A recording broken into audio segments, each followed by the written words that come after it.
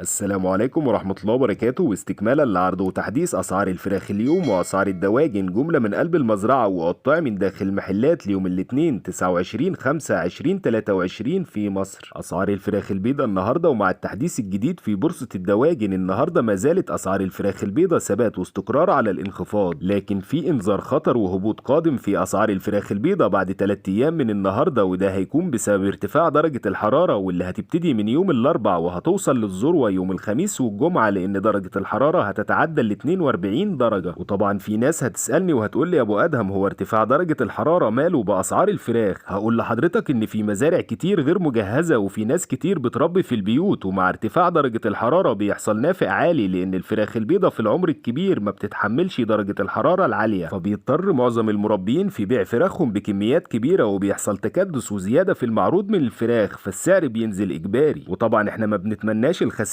لحد، ولكن احنا بنوضح لحضراتكم اسعار الفراخ البيضاء رايحه على فين الايام اللي جايه، وربنا يسترها معاكم جميعا مربين ومستهلكين. ويلا بينا نشوف مع بعض التحديث الجديد في بورصه الدواجن والاسعار الحقيقيه للفراخ البيضاء النهارده جمله من قلب المزرعه وقطاع من داخل المحلات في مصر.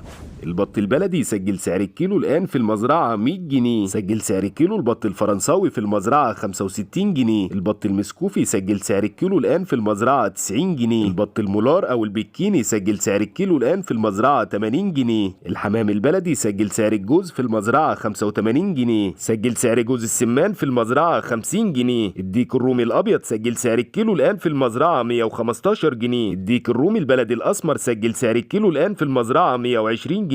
لحم الأرنب سجل سعر الكيلو في المزرعة 85 جنيه. الفراخ البلدي ثبات واستقرار على انخفاضها لتسجل السعر في المزرعة الآن 90 جنيه. والفراخ الرزي انخفض سعرها هي كمان بقوة النهاردة لتسجل السعر في المزرعة 72 جنيه. وأمهات الفراخ الأحمر البياض في ارتفاع طفيف في سعرها النهاردة لتسجل السعر في المزرعة 58 جنيه. النهاردة الفراخ الساسو ثبات واستقرار على سعرها، وده بعد الارتفاع الطفيف جدا اللي حصل في سعرها امبارح لتسجل أعلى سعر في المزرعة 70 جنيه واقل سعر 69 جنيه، وبتوصل للمستهلك في المحلات 77 جنيه للكيلو. الفراخ البيضاء الامهات ثبات واستقرار على الارتفاع اللي حصل لها امبارح 3 جنيه في الكيلو، وده لقله المعروض لتسجل السعر في المزرعه الان 57 جنيه، وبتوصل للمستهلك في المحلات 64 جنيه للكيلو. اسعار الفراخ البيضاء النهارده ومع التحديث الجديد في بورصه الدواجن النهارده اسعار الفراخ البيضاء ثبات واستقرار على الانخفاض لتسجل سعر التنفيذ جمله من قلب المزارع حاليا 62 جنيه، وبتوصل للمستهلك في المحلات 69 جنيه للكيلو، وده كحد أقصى. وفي النهاية فضلا وليس أمرا يا ريت تدعمونا بعمل لايك للفيديو واشتراك للقناة علشان يوصل لحضراتكم أسعار الدواجن يوميا جملة من قلب المزرعة وقطاع من داخل المحلات في مصر. وشكرا والسلام عليكم ورحمة الله وبركاته.